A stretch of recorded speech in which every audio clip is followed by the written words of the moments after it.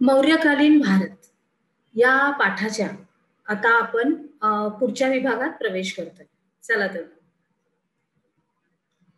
तर आता आपण बघितलं की विद्यार्थी मित्रांनो की सम्राट अशोकाने कशा रीतीने आपल्या संपूर्ण देशासाठी चांगल्या कामगिऱ्या केल्या आणि पाठाच्या सुरुवातीलाच मी या राजाबद्दल तुम्हाला सांगितलं होतं की हा राजा अतिशय पराक्रमी, हुशार, चोखंदळ आणि प्रजेच्या हितासाठी तो सतत झटला गेला. आता अजून थोडासा आढावा पुढे. तर सम्राट अशोक ह्याचा जेव्हा मृत्यू झाला, तेव्हा साम्राज्य जणू काय त्याला उतरती कळाच लागली. त्याच्यानंतर ह्या मौर्यांच्या काळानंतर भारतामध्ये अनेक राजे हे उदयाला आले. त्याच्यामध्ये काही साम्राज्य सुद्धा उदयाला आली आणि मौर्य साम्राज्य जे आहे ते प्राचीन भारतातलं हे सगळ्यात मोठं साम्राज्य होतं. कसं होतं? प्राचीन भारतामधल्या आपल्या सगळ्या राज्यामधलं हे एकदम मोठं साम्राज्य होतं. कारण त्याचा विस्तार पण आपण बघितला अभ्यासामध्ये, बरोबर? तर त्या अभ्यासामध्ये आपण जेव्हा त्याचा आढावा घेतो तेव्हा आपण बघतो की त्याचं साम्राज्य त्यांनी किती मोठं असं केलं होतं. त्याच्यामुळं हे सगळ्यात मोठं असं साम्राज्य प्राचीन भारतातलं म्हणून ओळखलं जातं. त्याच्यानंतर पुढे जाऊया की मौर्य काळानंतरच्या काही राजकीय आणि सांस्कृतिक घडामोडी आपल्या देशामध्ये कशा घडल्या गेल्या ह्या आता आपण समजावून घेणार आहोत.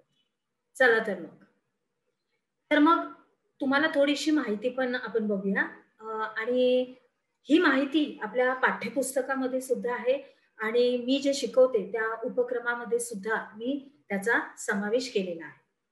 तुम्ही दोन्हीकडे बघू शकता. अर्थात मी तुमच्या बरोबर असताना तुम्ही तुमचं पुस्तक सुद्धा पाठ्यपुस्तक सुद्धा उघडलेलं असणारच. तर आता माहित आहे का तुम्हाला ही थोडीशी माहिती आता आपण घेऊया. तर जैन परंपरेनुसार चंद्रगुप्त मौर्यानं कुठल्या धर्माचा स्वीकार केला होता? जैन धर्माचा, बरोबर? असं काय केलं जातं? मानलं जातं.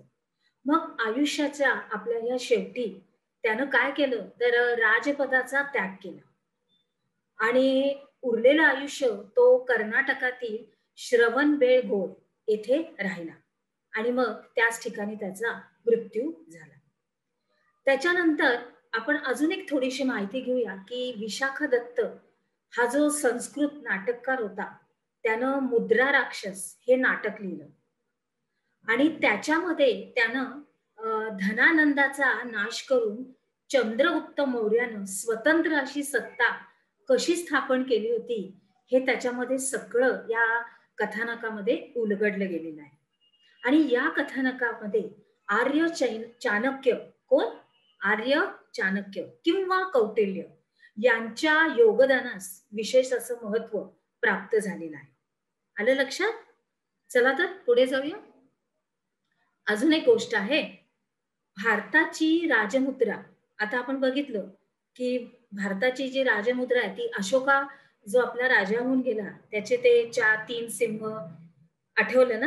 मग त्याच्या संदर्भात ही माहिती आहे. तर भारताची राजमुद्रा सारनाथ येथील अशोक स्तंभाच्या आधारे तयार करण्यात आलेली आहे आणि सारनाथ येथील मूळ स्तंभावर किती सिंह आहेत? 4 सिंह. बघा, समोरून एक सिंह आहे उजवी डावीकडे आणि मागच्या बाजूला पण आहे. पण जेव्हा आपण त्याला समोरून बघतो त्या सिंहाला त्यावेळेस त्या सिंहाचे आपल्याला 3 सिंह दिसतात. मागचा सिंह आपल्याला दिसू शकत नाही पण तो आहे. आणि त्याच्यानंतर प्रत्येक सिंहाच्या जी प्रतिमा आहे त्याच्या खाली आडव्या पट्टीवर एक चक्र आहे.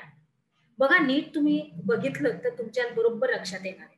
त्याच्या खाली एक आडव्या पट्टीवर एक चक्र आहे आणि त्यापैकी आपणास एकच चक्र जे आहे ते पूर्ण दिसतं जे समोरून. कारण उजव्या व डावीच्या बाजूला जे सिंह आहेत त्यांच्या खालच्या ज्या पट्टीवरचे चक्र आहे ती त्या दिशेला दिसतात आणि पुढच्या दिशेला जे आहे ते आपण बघू शकतो. त्याच्यानंतर चक्राच्या एका बाजूला अश्व आणि दुसऱ्या बाजूला वृषभ आहे, घोडा आणि बैल, बरोबर? त्याच्यानंतर राजमुद्रेची जी बाजू दिसतच नाही आपल्याला, त्या बाजूवर अशाच पद्धतीनं हत्ती आणि सिंह हे 2 प्राणी आहेत. आलं लक्षात? पुढे जाऊया.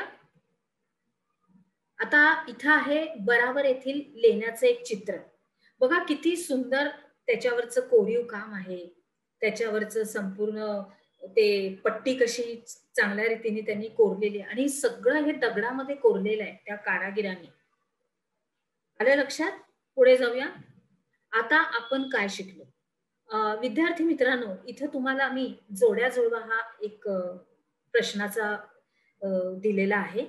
तर ह्याच्यामध्ये तुम्ही तुमचं पाठ्यपुस्तक पण वाचायचं आणि आपला उपक्रम जो माझ्याबरोबर तुम्ही शिकता तो पण बघायचा. त्याच्यामध्ये मी असं संपूर्ण मिश्र स्वरूपात हे जोड्या जुळवा दिलेले आहे. चला तर मग आता आपण आपल्या पुढच्या उपक्रमामध्ये सहभाग घेऊया.